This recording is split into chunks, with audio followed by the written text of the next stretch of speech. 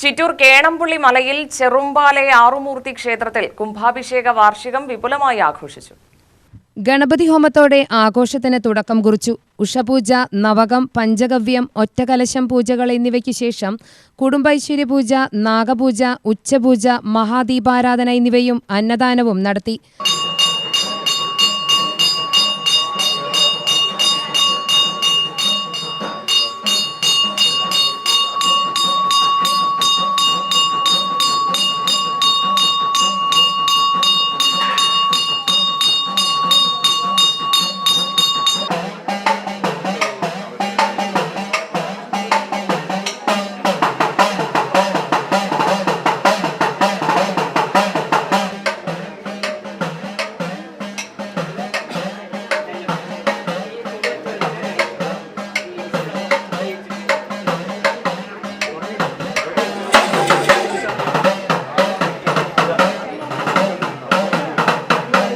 നിരവധി പേർ അന്നദാനത്തിന്റെ ഭാഗമായി.